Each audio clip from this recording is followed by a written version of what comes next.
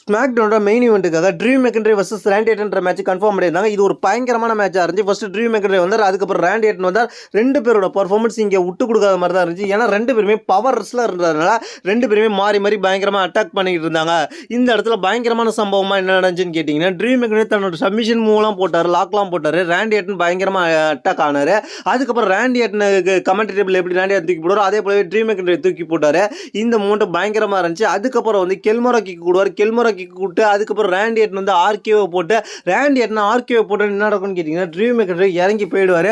அதுக்கப்புறம் என்ன நடக்கும்னு கேட்டிங்கன்னா, ஒரு கட்டத்தில் கடுப்பான ரேண்டி எட்டன் இந்த மேட்சை முடிச்சிடணும்னு சொல்லி பன் கிக் போடுறதுக்கு ரெடியாக இருப்பார். இதை பார்த்தோன்னே ரெஃப்ரியே அதெல்லாம் போடக்கூடாதுன்னு தடுப்பார். கடுப்பான ரேண்டி எட்டன் ரெஃப்ரியை ஓட விட்டு போடா இல்லாட்டி ஒன்றா நொறுக்கிடுவேன், ஏன்டா என்னை தடுக்கிற அப்படின்ற மாதிரி நினைப்பாரு. அந்த இடத்துல ரேண்டி எட்டன் பன் கிக் போட வந்தோடனே அதுலேருந்து எஸ்கேப் பண்ண ட்ரீம் மெக்கன்ட்ரி தன்னோட கெல்மோரா கிக்கை போட்டு ரேண்டி எட்டனை முடிச்சு இந்த மேட்சை வின் பண்ணிடுறோம். வின் பண்ணதுக்கப்புறம் ரேண்டி எட்டனை அட்டாக் பண்ணும்போது ரேண்டி எட்டனை காப்பாற்றுறதுக்கு கோடி ரோட்ஸ் வரும். கோடி ரோட்ஸ் வந்தோடனே ட்ரீம் மெக்கன்ட்ரி அடித்து ஓட விட்டு ட்ரீம் மெக்கன்ட்ரி அடித்து வெளில தள்ளி விட்டுருவார். இதுதான் இந்த ஸ்மாக் டவுன் நடந்துச்சு. இந்த ஸ்மாக் டவுனில் இந்த மெயின் ஈவெண்ட்டை பொறுத்த வரைக்கும் ட்ரீம் மெக்கன்ட்ரிக்கும் கோடி ரோட்ஸ்க்கும் அடுத்த ஃபியூட் ஸ்டார்ட் ஆயிடுச்சு. இதை பற்றி உங்களோட கருத்து கீழே உள்ள கமெண்ட்ஸ் பண்ணுங்க. தேங்க்ஸ் ஃபார் வாட்சிங்.